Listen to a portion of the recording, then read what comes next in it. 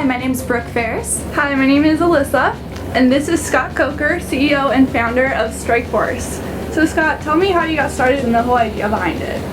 Well, mixed martial arts became legal in California in 2006, and I applied for the license and luckily got the first show in the history of California. And that was a fight between Frank Shamrock and Cesar Gracie at the HP Pavilion in San Jose. And then, kind of just took off from there. What do you personally feel like was your best accomplishment? Right.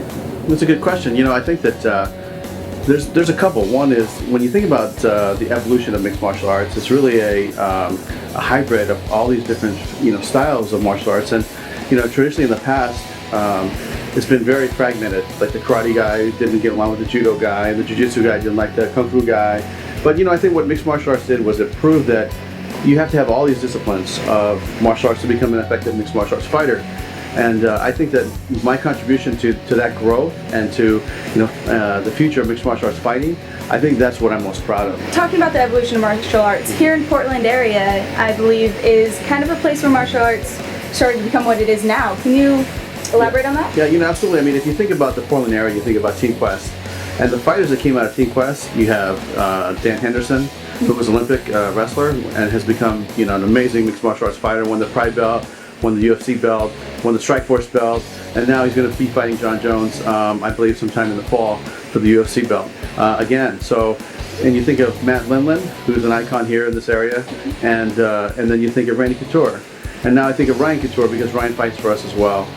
So those are the three icons that I think of when I think of the Team Quest in the Portland area. Awesome. We'll be looking forward to seeing you on July 14th here at the Rose Quarter. And now we're going to go visit with Luke Rockhold and see what he can show us in the ring. So Luke, how'd you get started with fighting in MMA? I started at a young age, judo as a young kid, about 6 years old, and then wrestled all through junior high and high school.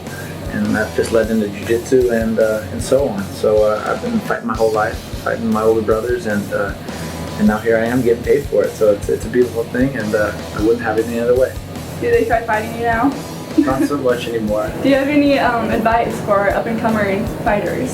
Yeah, up-and-coming fighters, I just believe in if you're going to do this, you got to put everything into it and go into each fight with having no regrets whatsoever. You have to put every last bit of you into it, and you have to be conscious of every second in the fight, because anything can go wrong at any time. And this is a very deadly sport, so you got to take it fully serious and put everything you have into it. And you only live once, so no regrets. How do you feel like you keep your head in the game when you're in there? I feel like you get a little rattled pretty often. Yeah, sometimes getting rattled can put you even more in the game, because it makes you that much more aware of how bad the situation can get. For me, it's just a switch. You have to feel confident in your training and go in there and just let your instincts take over. You think it through so much in your training camps, so you want everything to become instinct as you get in there. So when I get in there, the instinct takes over. It's a switch. I just turn it on, and for me, I love fighting. I like fighting, so it just translates in there and to a good time, and let my instincts speak for themselves. So what would you say your signature move is, or your go-to move? My go-to move, I got a couple. I'd say on the feet, I got a good right hook. I step back, you got to catch with the right hook. Otherwise, on the ground, my bread and butter would probably be a reverse triangle. It's a very fun move. Just catch it on everybody, and it's different, and not a lot of people expect it. I want to thank you for being here today, and now we're going to see some of his moves that we're going to see on July 14th here at the Rose Quarter.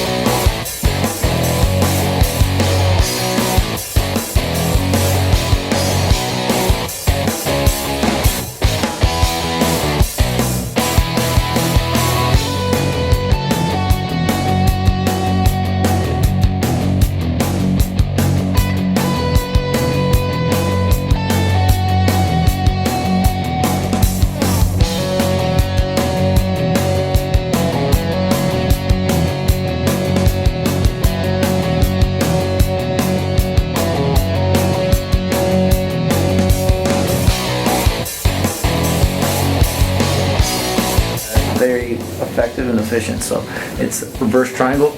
My bread and butter. Look out for that July 14th. It might just be the end of the fight. Thank Luke Rockhold for being here today and showing us some of his moves. Remember that tickets are on sale now for the July 14th fight. rosequarter.com to pick up tickets. Come check it out. Look out for my spladle.